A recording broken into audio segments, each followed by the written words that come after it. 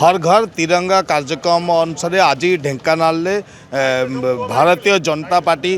युव मोर्चा तरफ एक bike rally करा सकाळु सकाळु बाइक रैली ढेंकानाल स्टेशन बाजार ठारू बाहरी कॉलेज बाईपास रे थिबा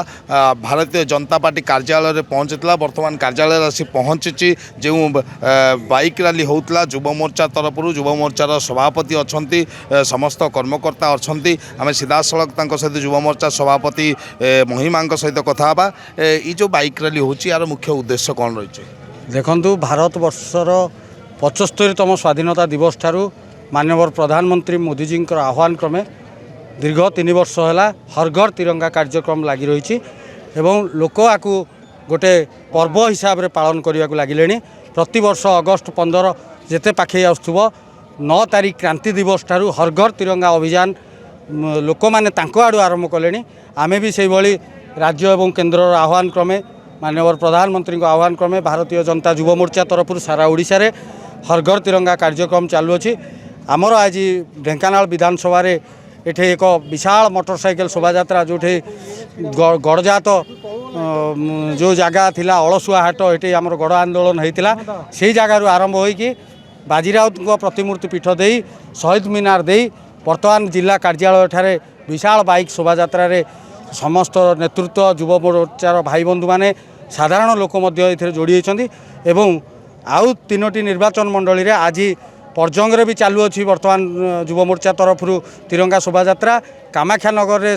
भुवन ठारे जोटी बाजीराउत पीठ सेठी चालू अच्छी और संध्या टाइम रे कामाख्यानगर एनएसी रे गोटे तिरंगा शोभा यात्रा युव मोर्चा आनुकूल्य रोचे। पर्जंगर 2टी जगार हिंदोल गोटे जगार ये 7-8टी तिरंगा यात्रा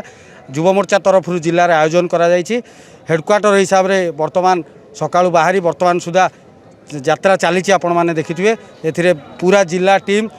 सबु मोर्चा महिला मोर्चा कृषक मोर्चा ओबीसी मोर्चा सबु मोर्चार भाई भौणी मानकर सहयोग रे रैली की आम आगे नहीं। धन्यवाद। निहाती भाई जदि कहवा सबू मोर्चार कर्मकर्ता माने एकत्रित होती आम सहित अच्छा बीजेपी वरिष्ठ कर्मकर्ता सुनील शर्मा अच्छा तो क्रांति दिवस रु वर्तमान पर्यंत आज 14 तारीख आसंता काली पुणी 15 तारीख अच्छी विभिन्न कार्यक्रम यार मुख्य उद्देश्य कौन रही? देखु नरेंद्र मोदी भारत वर्षर प्रधानमंत्री हवा पर स्वाधीनतार जो 75 वर्ष पूर्ति है सेबे ठारू भारतर जातीय पताका को घरे घरे पहुँचेबा लोक मानकर भावना अधिकारु अधिका देशर तिरंगा सांगे जोड़ी हो ताको मनरे देशात्मबोध भावना तैयारी हो यही उद्देश्य रे यशस्वी प्रधानमंत्री नरेंद्र मोदी स्वाधीनतार 75 वर्ष पर जो हर घर तिरंगा कार्यक्रम आरंभ कर भारतीय जनता पार्टी समग्र भारत वर्ष रे ये शोभा यात्रा करुच्ची। युव मोर्चा नेतृत्व में आज ढेंकानाल जिले में सबू विधानसभा आमर सब तिरंगा यात्रा कार्यक्रम है। एठी आमर जिला सभापति एमजे महिमा नेतृत्व में ढेंकानाल विधानसभा एवं अन्य 3टी विधानसभा आज युवक मान नेतृत्व में भारतीय जनता पार्टी समस्त कार्यकर्ता एकजुट होकर तिरंगा यात्रा निहाती भाव आम सहित अच्छा महिला मोर्चार आज केते खुशी अच्छा भारतर जातीय पताका नहीं आप सहर परिक्रमा कर केवल आपण पूरा बीजेपी युव मोर्चा महिला युव मोर्चा अन्य समस्त कर्मकर्ता एकत्रित होती केते खुशी अच्छा? आज आम बहुत खुशी अच्छु कारण यह एक साधारण पताका नुहे त्रिरंगा पताका यह आम देशर गर्व और गौरव। आज आबाल वृद्ध वनिता ठू आरंभ करी कुनि कुनि शिशु मैंने आगे आसछंती अमृत महोत्सव में जोगदेवाई प्रति घरे घरे कोण अनुकोण आज